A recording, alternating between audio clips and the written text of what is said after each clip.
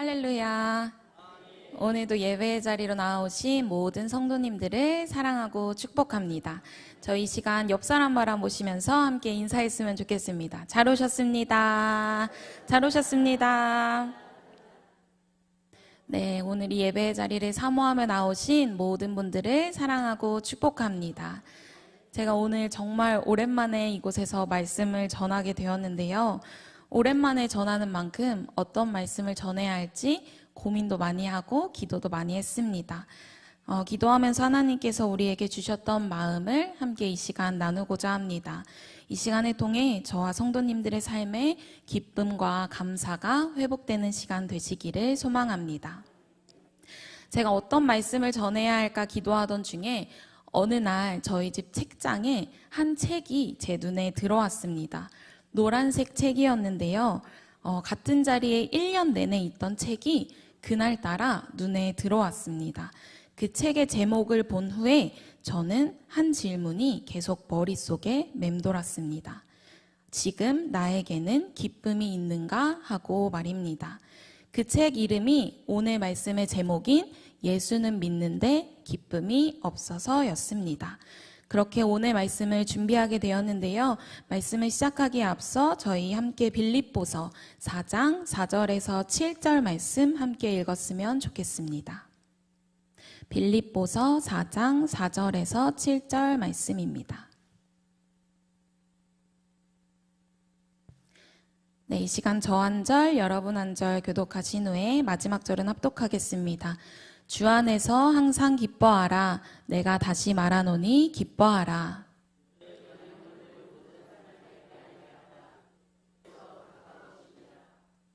아무것도 염려하지 말고 다만 모든 일에 기도와 간구로 너희 구할 것을 감사함으로 하나님께 아뢰라. 그리하면 모든 지각에 뛰어난 하나님의 평강이 그리스도 예수 안에서 너희 마음과 생각을 지키시리라. 아멘. 자, 말씀을 이제 시작하면서 제가 말씀을 준비하면서 가졌던 질문을 함께 생각해 보셨으면 좋겠습니다. 지금 우리의 마음에는 기쁨이 있으십니까? 저는 이 질문을 스스로에게 했을 때 쉽사리 대답하기가 어렵더라고요. 그래서 이 질문을 스스로 던진 후에 너무 답답했어요. 왜 내 안엔 참된 기쁨이 없을까? 하고 말입니다. 그래서 이 정답을 성경 속에서 계속 찾아나가기 시작했습니다. 결론부터 말씀드리면 우리 안에 기쁨이 없다고 느끼는 이유는 우리 삶에 가장 기쁨이 되어야 할 구원의 기쁨이 무뎌지고 있기 때문입니다. 즉 하나님보다 내 눈앞에 있는 상황이 더 크고 급급하다 느끼고 어쩌면 이제는 하나님의 사랑이 더 당연해져서 하나님이 나를 구원해 주셨다는 감사가 무뎌지고 있다는 뜻입니다. 하나님이 나를 사랑하신다는 것도 알고 예수님이 나를 위해 십자가에 못 박혀 돌아가셨다는 사실도 알고 있습니다. 그리고 내가 하나님의 자녀라는 사실도 머리로는 알고 있습니다. 그런데 이상하게 마음에는 기쁨이 없습니다. 예배할 때 기쁘지 않고 찬양을 부르는데 마음이 뜨겁지 않습니다. 기도를 하는데 감사가 나오기는커녕 자꾸만 내 삶의 염려가 내 생각을 파고듭니다. 그럴 때 우리는 생각합니다. 내 믿음이 왜 이렇게 부족하지? 내 마음은 왜 이렇게 메말라 있을까? 하고 말이죠. 그런 우리에게 오늘 본문은 이렇게 이야기합니다. 오늘 말씀 본문 4절입니다. 우리 시간 본문 4절 함께 읽도록 하겠습니다. 시작! 주 안에서 기뻐하라. 내가 다시 말하노니 기뻐하라. 아멘. 사도 바울은 이 빌립보서를 적을 때 감옥에 있었습니다. 자유롭지도 않고 내가 앞으로 어떻게 될지 한 치 앞도 알 수 없는 상황이었습니다. 그러나 그럼에도 사도 바울은 고백합니다. 주 안에서 항상 기뻐하라. 내가 다시 말하노니 기뻐하라 하고 말입니다. 바울은 평안한 그 순간에 기뻐하라고 이야기하지 않습니다. 누가 보기에도 기뻐할 수 없는 상황, 감옥에 갇혀있는 그 순간에도 기뻐하라고 이야기합니다. 그런데 어떻게 바울은 기뻐할 수 없는 이 상황에서 기뻐하라고 이야기할 수 있었을까요? 바로 기뻐할 수 있는 비밀을 알고 있었기 때문입니다.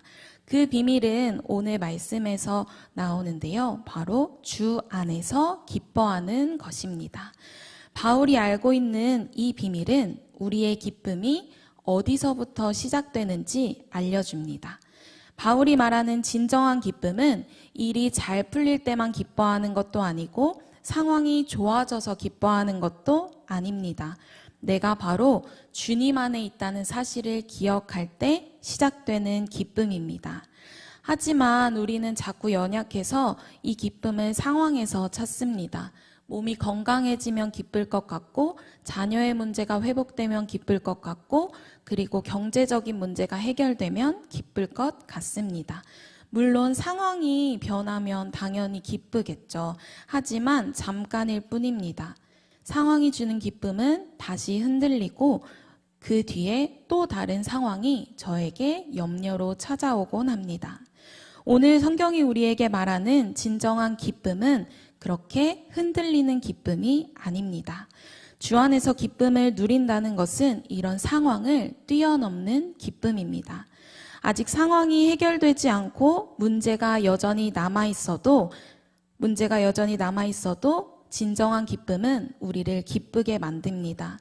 때로는 눈앞에 있는 상황이 고통스럽고 아픈 순간이 생기더라도 우리는 모든 상황보다 더 크신 주님 안에 있다는 것이 우리의 기쁨임을 고백해야 합니다. 그렇다면 주님 안에 있다는 사실만은 알면 우리의 마음에 바로 기쁨이 넘쳐질까요? 아닙니다. 예수님을 믿고 하나님의 사랑을 알면서도 우리 마음이 메마를 때가 참 많습니다. 이것이 우리가 가진 연약함입니다. 우리가 가진 연약함은 눈앞에 있는 염려가 자꾸만 크게 보입니다. 하지만 오늘 본문 빌립보서 4장 6절에서는 이렇게 이야기합니다. 우리 6절 말씀도 함께 읽겠습니다. 시작. 아무것도 염려하지 말고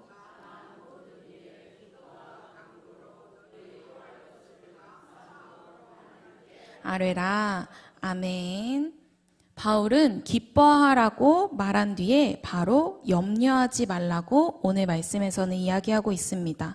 왜냐하면 우리는 기뻐해야 되는 것을 알면서도 쉽게 염려하는 연약한 인간이기 때문입니다. 염려는 작은 걱정으로 시작됩니다. 그런데 왜인지 그 염려는 시간이 지나면 마음 전체를 덮어버리곤 합니다. 염려가 마음을 덮으면 이미 우리가 받은 하나님의 은혜가 너무 작게 보입니다. 하나님이 이미 주신 것보다 아직 우리 손에 없는 것들이 더 크게 보이곤 합니다. 하나님은 오늘도 우리에게 동일하게 은혜를 주시고 사랑하시지만 염려가 우리의 마음을 덮으면 그 모든 은혜가 보이지 않습니다. 그렇게 염려는 은혜를 가리고 더 나아가 감사를 막게 됩니다. 그리고 그렇게 감사가 막히면 이내 기쁨도 막히게 되는 것입니다. 저는 유아유치부에서 사역을 하고 있는데요. 저희 유아유치부 아이들은 매주 부서실에 들어오면 감사 제목을 적습니다. 그게 저희 부서의 규칙이 되었어요. 근데 아이들이 적은 감사의 제목들을 보면 정말 사소합니다. 작은 것에도 크게 감사를 느끼곤 하죠. 함께 사진 보려고 하는데요. 먼저 어제 거품놀이를 해서 감사해요 하고 적었고요. 비타민 주셔서 감사해요 하고 적었고, 교회 온 거 감사해요, 모래놀이 해서 감사해요, 계란 주셔서 감사해요, 감기가 나아서 감사해요, 교회에 와서 감사해요, 마지막으로 언니가 있어서 감사해요. 저희가 보기에는 정말 사소하고 저희 일상에 있는 너무나도 당연한 일인데 아이들한테는 계란 한 알이 감사하고 교회에 나올 수 있음이 감사하고 비타민 하나를 먹을 수 있음이 감사의 제목이 되더라고요. 하나님께서는 우리에게 이미 많은 은혜를 주셨습니다. 근데 어쩌면 우리는 자꾸만 큰 감사를 찾아야지 감사를 하는 것 같을 때가 많습니다. 하지만 우리가 방금 본 사진처럼 우리에게도 이런 어린아이와 같은 믿음이 있는지 돌아봐야 할 때입니다. 우리 눈에 보이는 큰 감사의 제목들 말고 우리 삶에 주어진 하나님의 당연하다고 생각했던 은혜를 고백하시는 저와 모든 성도님들 되시기를 소망합니다. 우리는 이미 많은 은혜를 받았습니다. 우리가 숨을 쉬는 것도 은혜이고 이렇게 교회에 나와서 하나님을 예배하는 것도 은혜입니다. 그리고 무엇보다 하나님께서 나를 사랑하여서 독생자 예수님을 보내주셨다는 그 사실 자체가 우리에게는 가장 큰 은혜입니다. 하지만 우리가 너무 분주하게 살아가다 보니 하나님의 은혜가 당연해지고 무뎌질 때가 자꾸만 찾아옵니다. 예수님의 십자가가 익숙해지고 예배와 기도가 형식이 되고 있습니다. 그래서 우리 마음에는 기쁨이 사라집니다. 누가복음 17장에 보면 예수님께 고침을 받은 10명의 나병 환자 이야기가 나옵니다. 예수님께서는 10명의 나병 환자를 다 고쳐주셨어요. 그런데 예수님께 돌아와 감사를 고백한 사람은 몇 명이었을까요?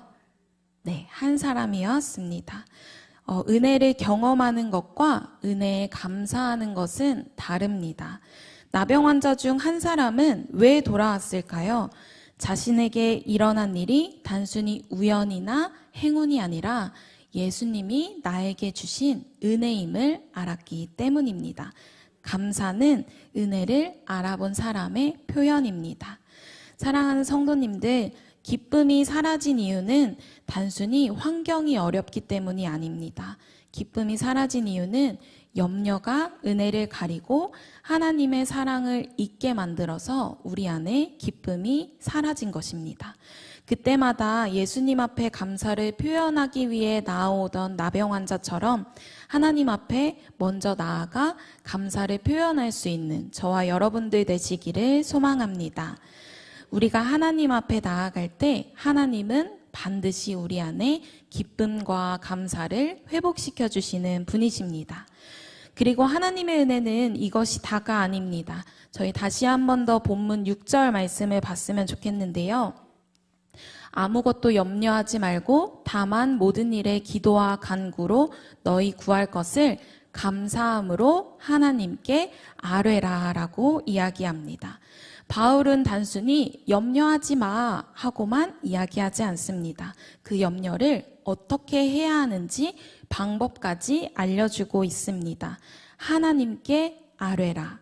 그리스도인이라고 염려가 없다는 것이 아닙니다. 우리 성도님들 마음속에 그리고 제 마음속에 염려는 항상 자꾸만 뿌리를 내립니다.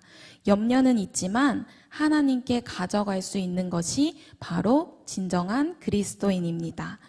그런데 여기서 중요한 표현이 있는데요. 바로 감사함으로 하나님께 아뢰라입니다. 감사는 문제가 다 해결된 후에 하는 것이 아닙니다. 감사는 아직 문제가 남아 있어도 하나님께 드리는 믿음의 고백입니다. 아직 염려가 있고 내 삶에 해결되지 않는 문제가 있어도 괜찮습니다. 그래도 그 문제를 가지고 하나님 앞에 나아가 이렇게 고백하셨으면 좋겠습니다. 하나님, 아직은 제 삶에 해결되지 않는 이러이러한 문제가 있습니다. 그러나 하나님이 나와 함께 하심을 믿습니다. 하나님이 그 문제보다 더 크신 선하신 분임을 신뢰합니다. 하고 말이죠. 이것이 감사입니다. 감사는 현실을 부정하는 것도 아니고 억지로 이 현실을 좋은 척하는 것도 아닙니다. 하나님이 나와 함께 하신다는 것을 믿고 감사는 하나님을 인정하는 것입니다.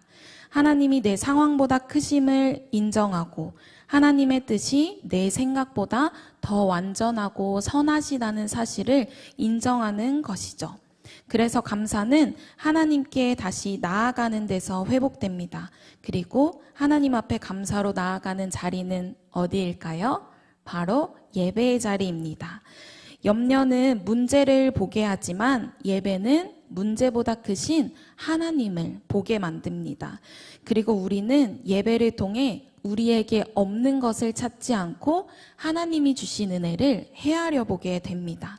그렇게 예배가 회복되면 감사가 회복되고, 감사가 회복되면 오늘 말씀의 제목인 기쁨이 회복되는 것입니다.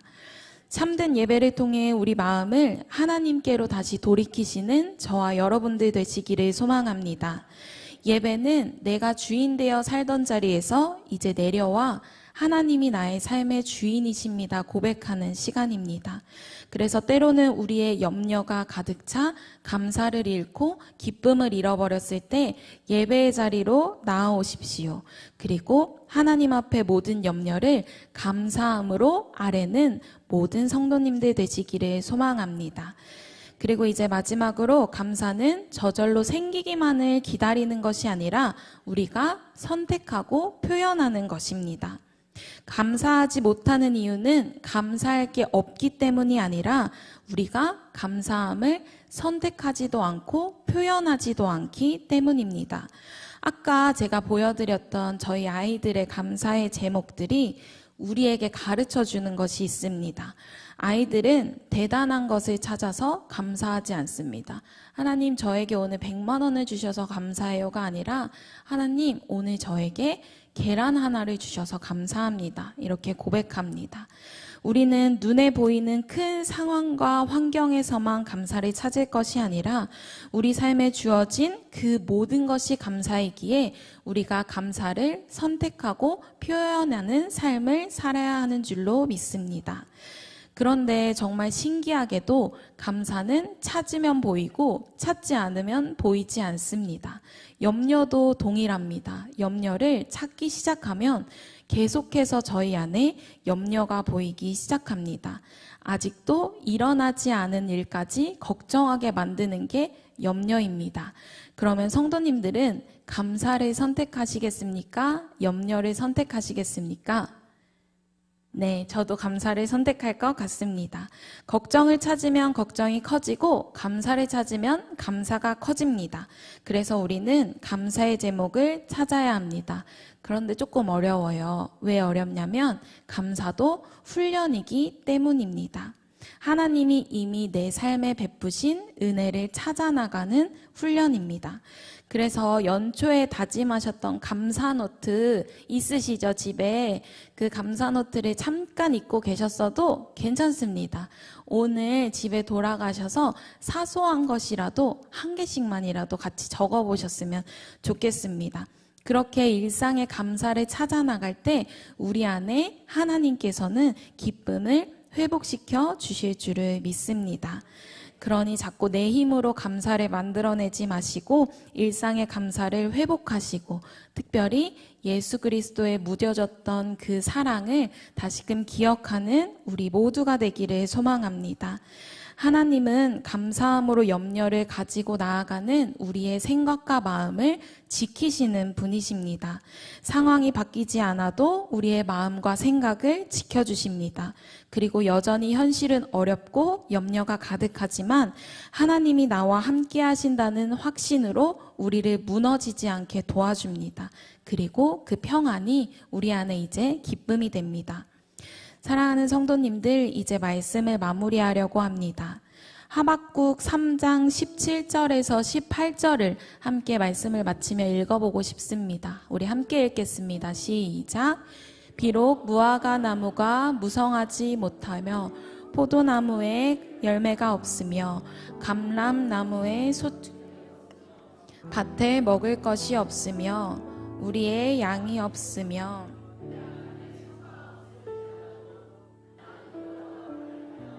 즐거워하며 나의 구원의 하나님으로 말미암아 기뻐하리로다. 아멘.